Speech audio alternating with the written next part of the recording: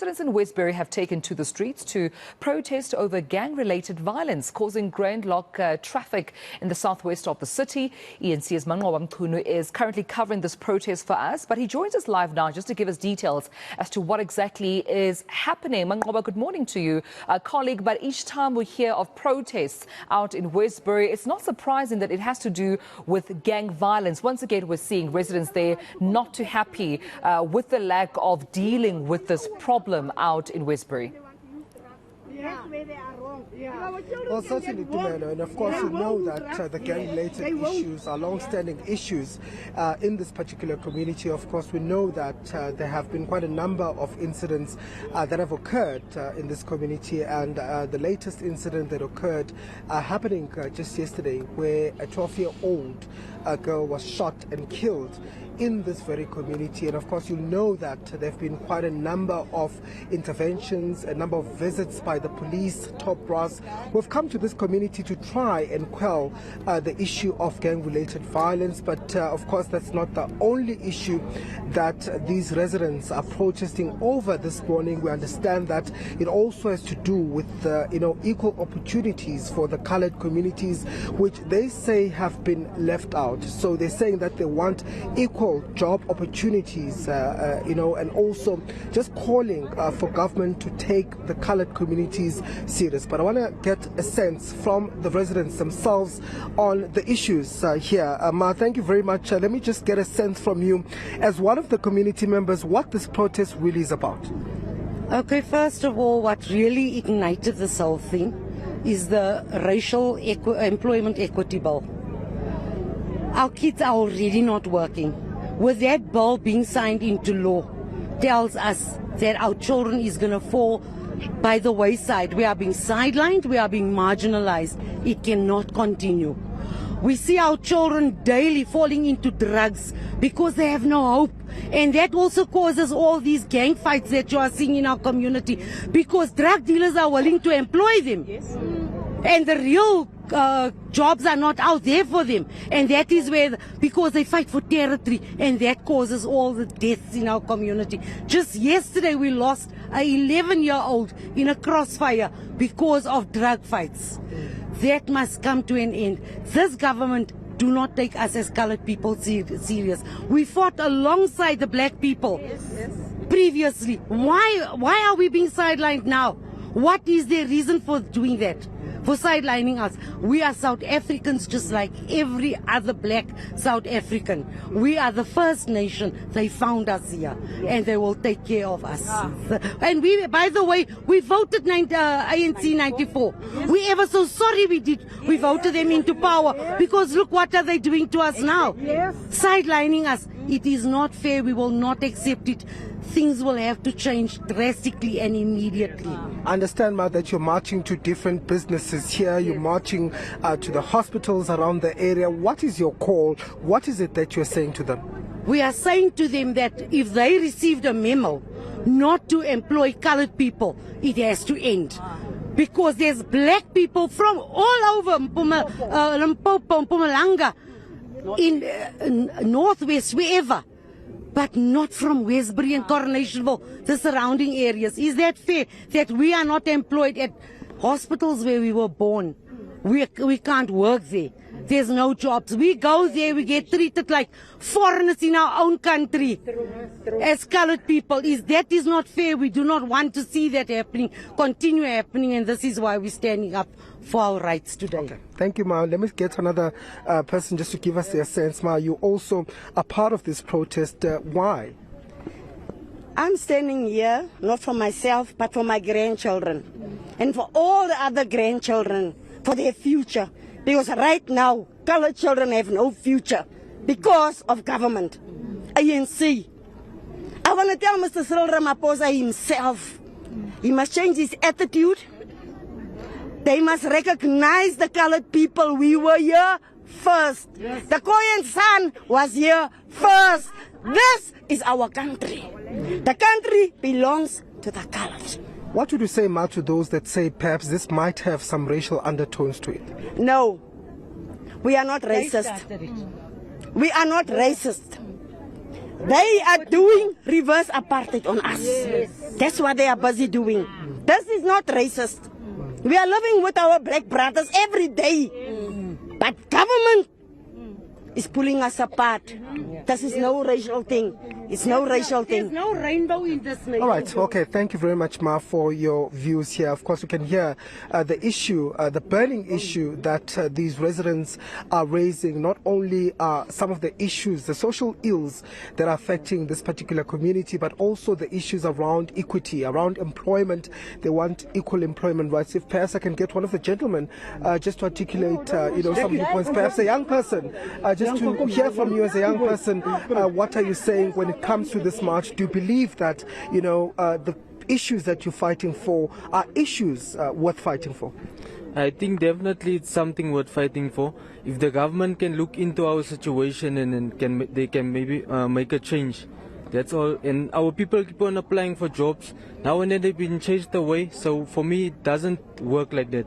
Thank you. Okay, thank you very much. Well, can hear some of the views from community members. I can tell you that there are quite a number of community members that have gathered here. They are saying that they're not, aligned to any specific political party. All they just want is to take some of their issues to the streets, to vent some of the issues to the streets. In fact, we've been, following the community members who have been marching to the various departments, who have been marching to the various businesses here in the area, just to hand over the different memorandum at those businesses where they're raising these issues. They want employment for these communities, and they're saying that it is really unfair that many of the peoples, especially young people in these communities, find themselves unemployed, whereas there are quite a number of businesses, there are quite a number of government offices here that could employ these communities. They're saying that they're always left behind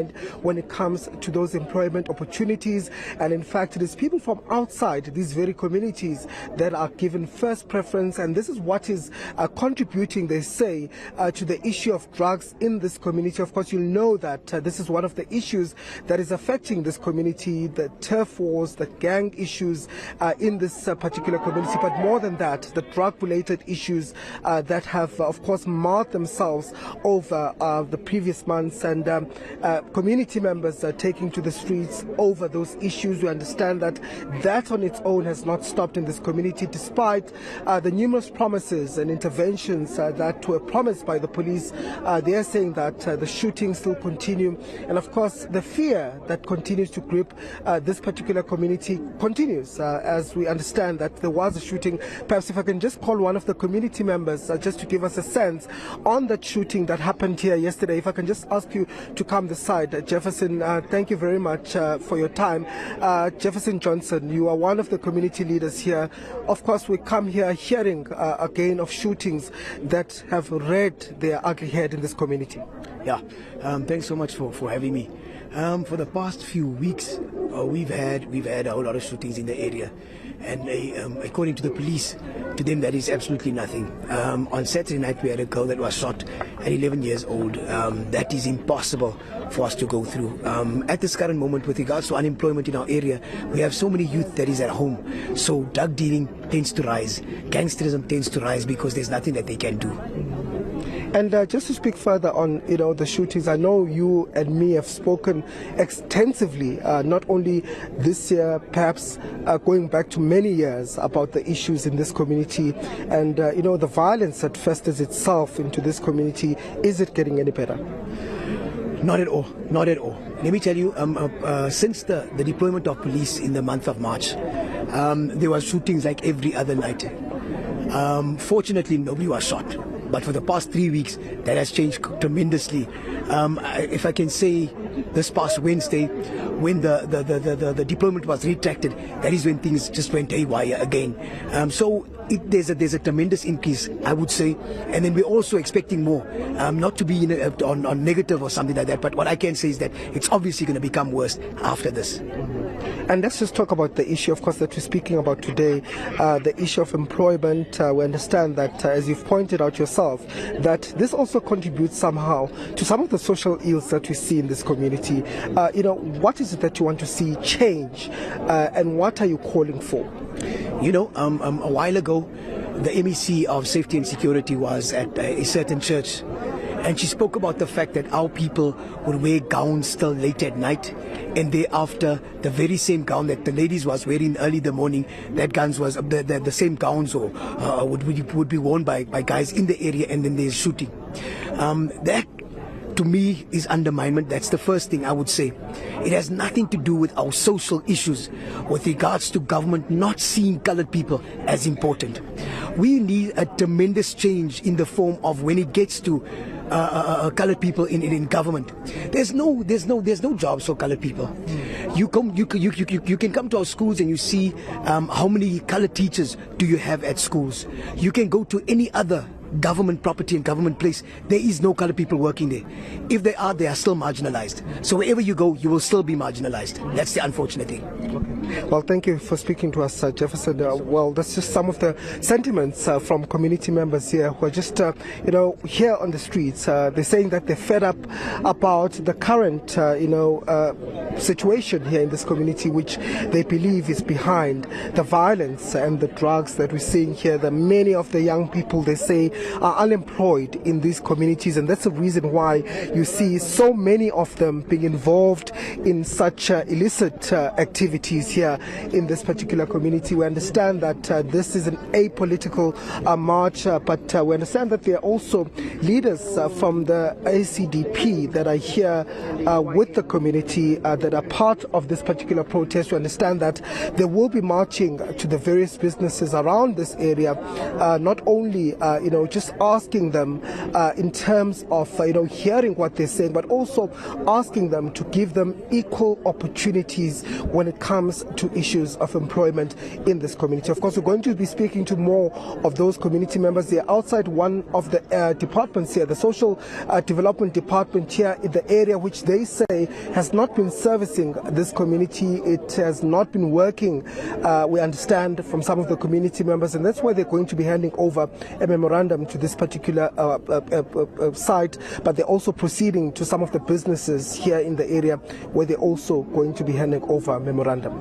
Quite sound concerns there that I'm hearing, a colleague, and I think one that also hits home is the fact that we're seeing obviously all these staggering unemployment rates affecting young people, and from what one of the residents said, it's the drug dealers that are willing to employ these young people that are unemployed, sitting at home doing nothing, putting them into drugs, getting them addicted to drugs, and in turn seeing these drug turf wars that have now claimed an 11-year-old girl's life. Quite concerning. And also just looking there, speaking of young people, seeing even minors in attendance at the protest. I mean, this is off schooling hours. They should be in school right now, but we're seeing even minors from where you are at this particular protest, and many more community members coming out in their numbers, saying that not in their names, they will definitely stand up against what they believe is government's doing. And I suppose that's why we're seeing this protest out at the Social Development Department offices in Westbury. Hopefully, of course, we can get some answers. We'll continue to do so with you there on the ground.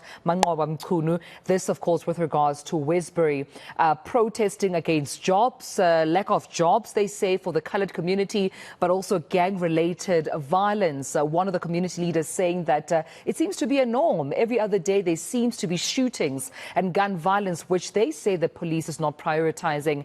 And now we have an 11-year-old girl who fell victim to these stray bullets. All right, Manqoba out for us in Westbury, and we'll be sure to catch up with him once again as soon as there are other developments.